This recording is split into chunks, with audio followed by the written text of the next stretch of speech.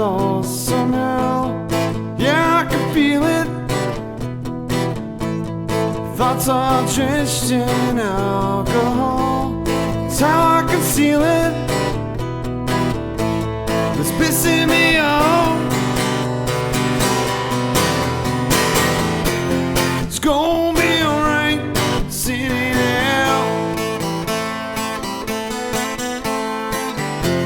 It's gonna be alright just to sit it out. It's gonna take lifetimes to sort all this out. Yeah.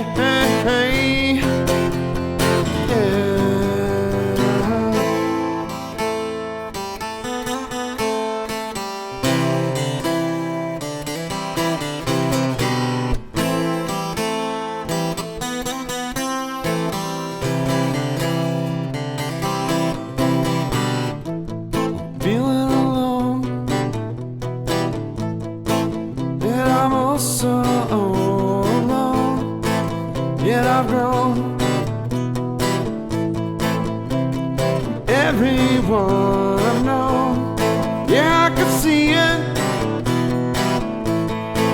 till it all just trips me out. I believe it. It's pissing me off. It's gonna be alright sitting down. It's gonna be alright just to sit down. It's gonna take lifetimes to sort all this out. Yeah.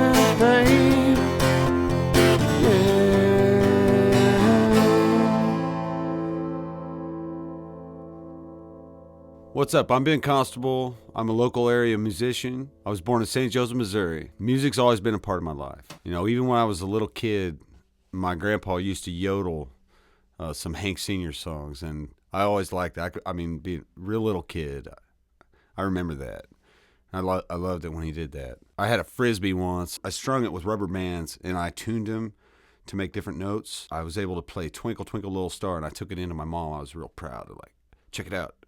It's always been kind of a driving force of inspiration for me. Just, you know, I always listened to music. I liked different bands growing up.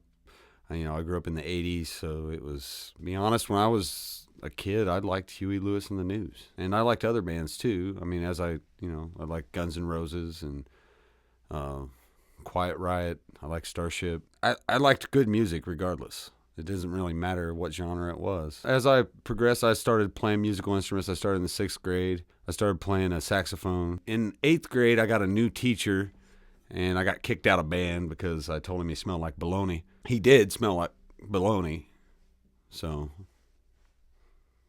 I feel justified with my statement. Into high school, I didn't get to play in band in high school because that was the same teacher, so it was, my musical inspiration was my wrestling coach because he played Irish traditional music. He'd come around the classrooms and play for everybody, and I always liked that. My senior year in high school, I started hanging out with this guy, Tim Nelson, and he played guitar, and I started going over to his house, and I was real inspired by this guy because he played guitar, and he played Everclear, and he played Nirvana, Green Day, Bush. I don't know. He played a lot of. He knew a lot, and I was impressed. So I wanted to do that, and I asked him, if he could show me, and he's like, well, yeah, come on over. So he taught me my first song. The first song I tried to learn was, I think, an Everclear song, Santa Monica, I think. Santa Monica, and then a Green Day song he showed me When I Come Around. And those, I don't know, he's like, work on those. Well, I worked on those for like a month, and they sounded terrible. Whenever I switched over to the A and D string with my bar chord, the E would ring out. It sounded really bad. Like my fingers would hurt really, After the end of a month, of trying, I was able to deaden that E string. Wow, I had to show my friends, show my mom, show everybody that I was real excited. Like, wow, I'm actually going to learn how to do this. I graduated from high school, and my mom asked me what I wanted for graduating. She's like, I can't afford to buy you a car, so pick something less expensive. So I'm like, get me a guitar. And so she's like, cool. So she bought me an Epiphone acoustic from Lanham's. Went from those songs and I started making up my own stuff. I decided not to work right out of high school. I decided not to go to college. I decided to party as much as possible, play my guitar. And that's what I did. I had a few friends, they hung out. Eventually, we started jamming together. My friend Josh Kirkland and I, together, collectively, I started learning how to play guitar. He started learning how to play guitar. And then we decided, we needed to get a band together, so we needed drums. So we went to Roach and was able to work out a deal with him. So Kirkland got the drums. Kirkland picked up the drums like immediately. He was able to play drums. Greg Goddard was going to play bass for us, and then he decided he didn't want to. So Jeremy Davis came to start playing bass.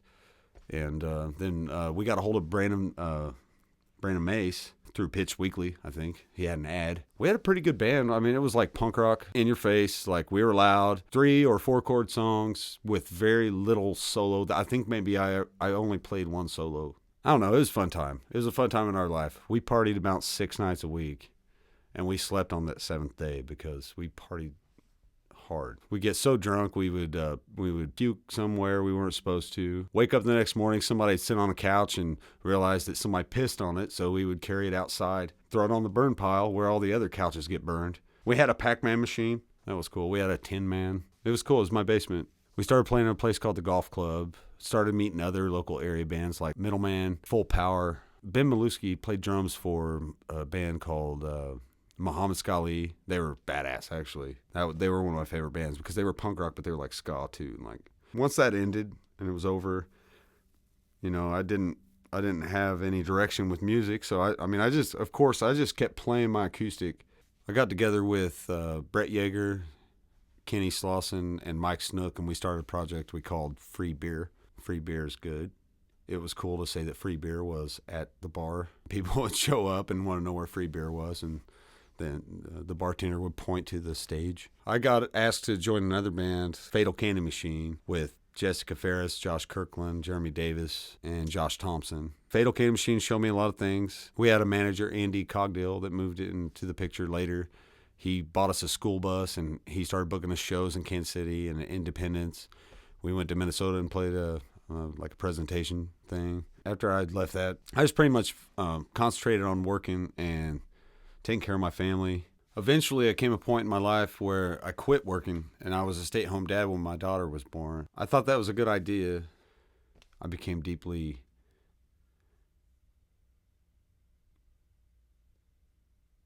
clinically depressed. I talked to this cop, David, and David told me, hey, there's an open mic down at Magoon's. And so I started going down there on Tuesdays. Wouldn't you know it, people were like shocked. They were like, who's this guy? Where have you been?